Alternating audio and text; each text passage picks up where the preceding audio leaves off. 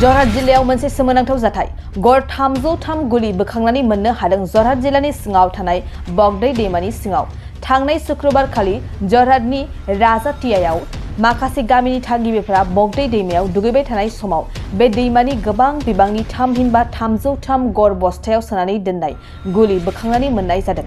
मिथिनाय बादिब्ला बे 303 गर गुलिफोरा ब्रिटिश रोखोमनि। गामिनि माखासे सुबुंफोरा बगदै दैमायाव दुगैनाय समाव दैमानि गोथौ सिङाव बे गुलिफोरखौ बोखांनानै मोननाय जादों होननानै बिथांमोना मिथिहोदों आरो बे गुलिफोरखौ बबेबा आयेननि बेरेखायै हाथियार दिखांग्रा हानजानि दोनखोमानानै दोननाय गुलि नङाबा बबेबा रौनिया हानजानि जानो हागौ होननानै गामिनि सासे सुबुङा फोरमायथिदों।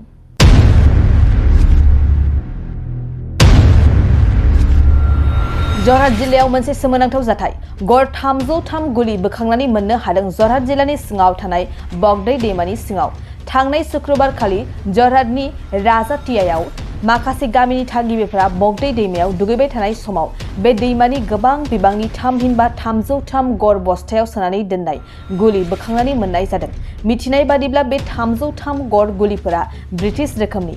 गामिनि माखासे सुबुंफोरा बगदै दैमायाव दुगैनाय समाव दैमानि गोथौ सिङाव बे गुलिफोरखौ बोखांनानै मोननाय जादों होननानै बिथांमोना मिथिहोदों आरो बे गुलिफोरखौ बबेबा आयेननि बेरेखायै हाथियार दिखांग्रा हानजानि दोनखोमानानै दोननाय गुलि नङाबा बबेबा रौनिया हानजानि जानो हागौ होननानै गामिनि सासे सुबुङा फोरमायथिदों।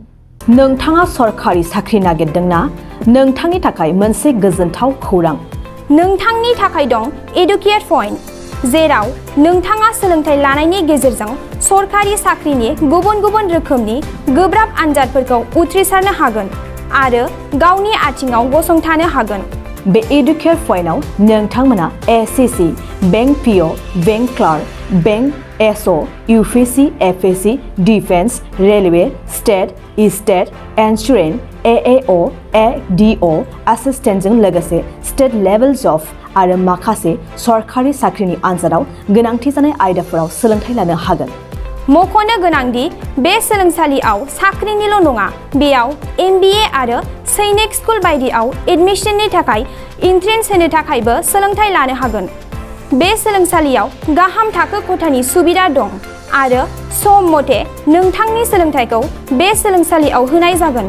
बेखौबो मिथिनांगोन दि बे एडुकेट पइन्टआव सोलोंथाइ लानानै बावैसो 2021-22 इं मायथाइनि एसएससि जिडिनि आनजादाव गासै 11 सा सोलोंसाफोरा उथ्रिसारनो हादों।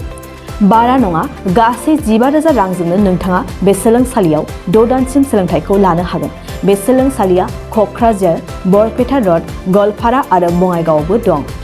क'क्राझाराव सोलोंथाइ लानो गोसो गुदुं जानाय सुबुंफोरा 70020261133 9101 536360 70020261133 9101536360